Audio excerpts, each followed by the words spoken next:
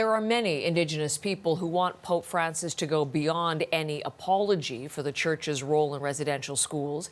They're calling for the renunciation of the Doctrine of Discovery, centuries-old pronouncement from the Catholic Church that was used to justify colonization.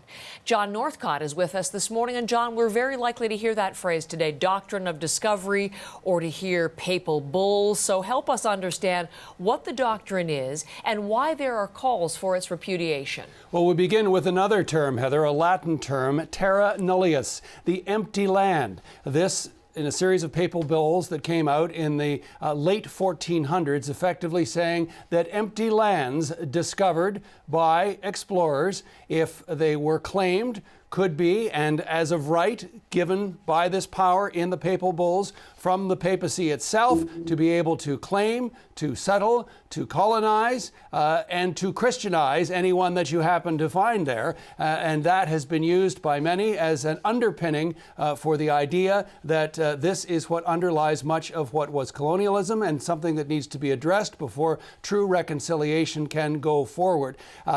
In terms of the comments made around it and the calls, they've been coming for years.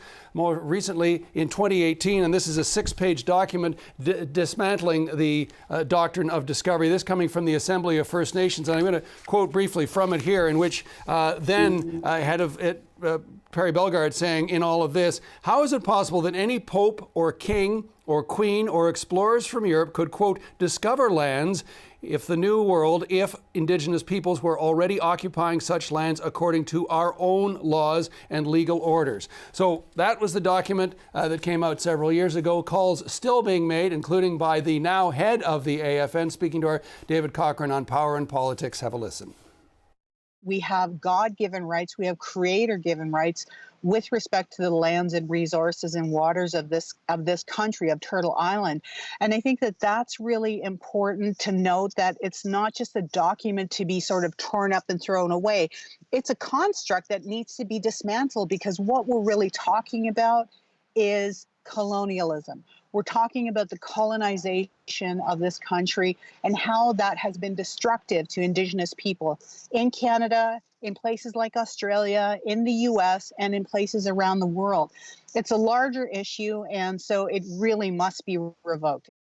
Larger in terms of it being, for many, the underpinning of what was colonialism for centuries around the world. Now, the revocation is the argument that's being made and that's being pushed for. One archbishop, in speaking to CBC and others, making the comment that, in fact, the papal bulls referred to here were, in fact, rescinded in 1537, and the idea being that there might be some clarification, and to watch potentially for that clarification coming up during the Pope's visit.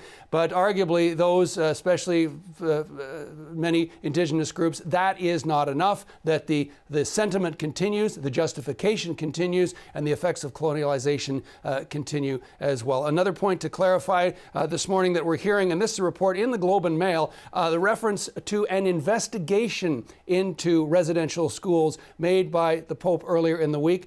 Now, again, we quote the Globe and Mail on this, but the sources are telling them that there was a misunderstanding, a mistranslation of the term investigation. It was more of a looking forward and looking towards rather than a formal investigation. Of course, many Indigenous organizations have said that the TRC, the Truth and Reconciliation Commission, was the investigation and was the only investigation that's needed. And they are pushing for the Church to search their own documents and to release those. Heather? John, thank you very much.